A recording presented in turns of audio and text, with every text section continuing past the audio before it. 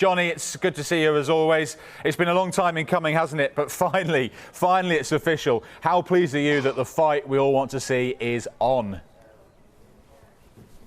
You know, I want to sing and dance, you know, this speculation, this teasing, this tormenting from both fighters and also from the promoters. But today is officially, both fighters have signed the deal. The deal's done. So all they've got to find now is a location and decide which broadcaster's doing it. But at least the fight is on. Too many times have we seen fighters slip by, or the best days have gone. These two guys are at their peak. These two guys at the right time in their career, right age, right mental strength, right position. So for Anthony Joshua and Tyson Fury, it couldn't come at a better time, because you cannot make an argument for both of them. And for the fans, remember how long we had to wait for Manny Pacquiao and Floyd Mayweather, and we kind of missed the boat because we didn't get the best of both fighters. And then fighters, even domestically, Junior Witter and Ricky Hatton, that never happened. Now we finally got something, the biggest fight in the world, two Brits fighting each other. I don't care where it is, I don't care who's put it on, but I cannot wait to watch this fight. And as you say, for months and months we've been waiting, and there were times and noises coming out when we thought maybe it wouldn't happen. I mean, were you ever generally concerned that this great all-British heavyweight fight wouldn't happen?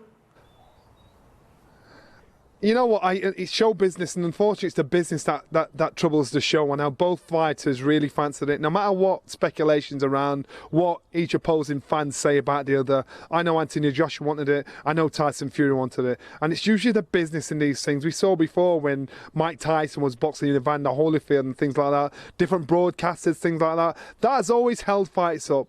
But speaking about these two men individually, they both wanted to fight. But now they put pen to paper, now they said, right, let's do this. That is their next fight. This fight's getting on. I'm so I could sing.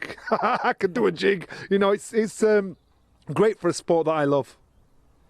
And in terms of where, you touched on it then, Eddie Hearn's already said they've had approaches from the Middle East, Asia, America, Europe. It's a two-fight deal, of course, so it could be two different venues. But given these are two British fighters, Johnny, with a British audience that's been craving this fight for such a long time, how much would you like to see at least one of these two fights on British soil?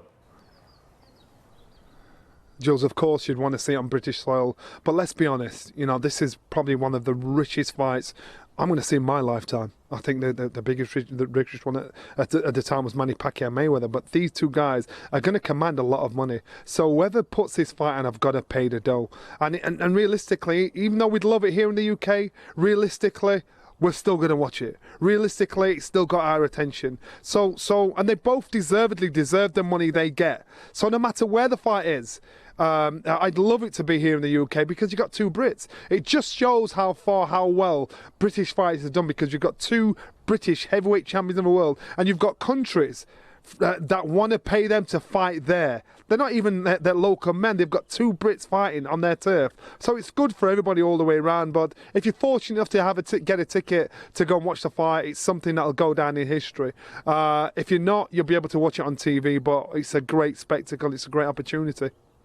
Yeah, and whoever comes out on top will be the undisputed heavyweight champion of the world, because for the first time, all four belts will be on the line. And when you speak about fighters and their legacies, just how big an incentive will that be for these two men?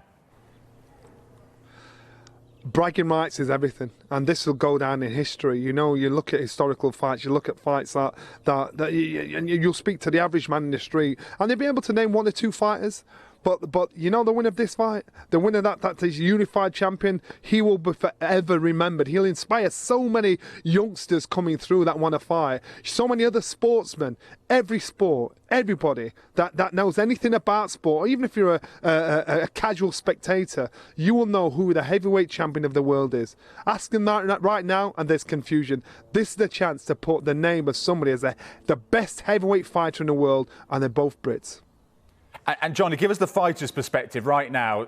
Tyson Fury, Anthony Joshua today, what are they thinking? There was an interview with Tyson last week when he said he was in holiday mode, no date had been agreed, he was sinking the pints, he was very much, you know, at his leisure. What are they thinking now? What's going on in their heads now this deal has been agreed? Well, this is now where the games begin. Tyson Fury, I'm quite sure his mouth will be far too sharp, his wit will be far too sharp for Anthony Joshua, and this is where the antagonistic Tyson Fury is going to be goading, teasing, dismissing Anthony Joshua. Anthony Joshua has been consistent. What he's done is he's not confirmed, he's not denied, he's just said whoever the champion is, that's who I'm fighting. He's not bit.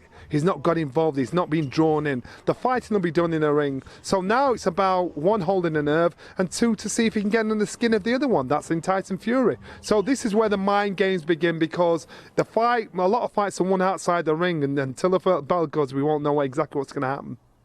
And of course, just finally, Johnny, we'll spend the next weeks and months looking at the fine details of what might happen in the ring. But just give us your early thoughts now when these two finally step into the ring head to head for the first time. And do you see one of them as a slight favourite at this stage?